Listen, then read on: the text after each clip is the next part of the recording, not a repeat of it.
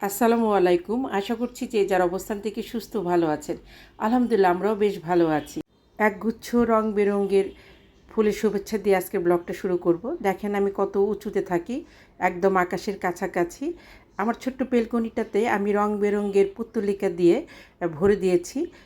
দেখতে পাচ্ছেন সামনে একটা বড় অ্যাপার্টমেন্ট আছে। তো এটা আমার বেডরুমের সামনাসামনি এবং ওনাদেরও বেলকনির সামনাসামনি।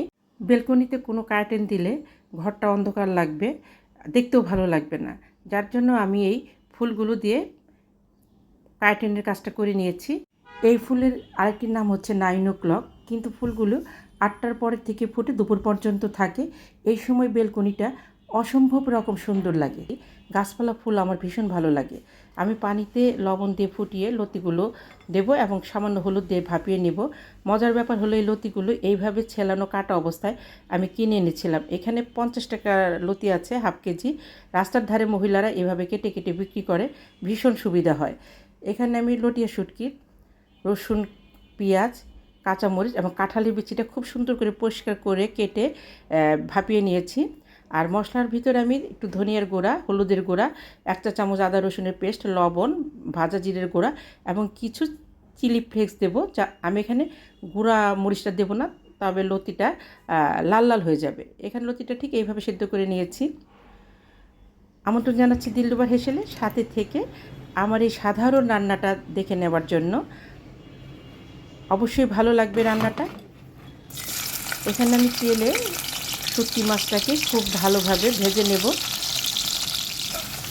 মাছটা আমি খুব ভালোভাবে ধুয়ে কেটে নিয়েছিলাম। শুটকি মাছের পুরো ঘ্রাণটা যখন তেলে ছড়িয়ে যাবে, সেই মুহূর্তে রসুন, পেঁয়াজ দিয়ে খুব সামান্যক্ষণ ভেজে নেব।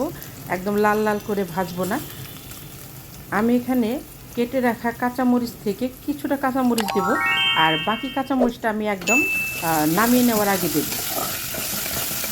খুব অল্প সময় এটা ভেজে নেব। পেঁয়াজটা জাস্ট একটু নরম হবে, তখন হালকা পানি দিয়ে, পানিটা যখন একটু ফুটে উঠবে সেই মুহূর্তে আমি সমস্ত গুঁড়া মশলাগুলো দিয়ে দিব।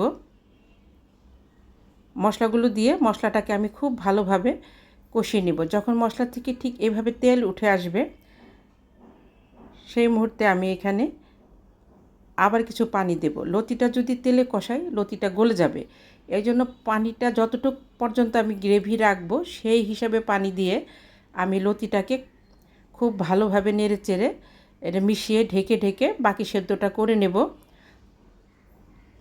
গ্যাসের ফ্লেমটাকে লো টু মিডিয়ামে রাখবো। যারা দিলরুবার হেসেলকে সাবস্ক্রাইব করে পাশে আছেন তাদেরকে অসংখ্য ধন্যবাদ। যারা এখনও সাবস্ক্রাইব করেননি প্লিজ সাবস্ক্রাইব করে দিবেন। সেই সাথে আপনার মূল্যবান লাইকটা দিতে কিন্তু ভুলবেন না। প্লিজ আপনার লাইকটা দিয়ে নেবেন। আপনার একটা লাইক আমাকে এগিয়ে যেতে অনেকটা সাহায্য করবে, বা আমার এই রেসিপিগুলো অন্য কারো কাছে পৌঁছে দিবে, যাদের এই রেসিপিগুলো দেখে হয়তো কোনো উপকারে আসতে পারে।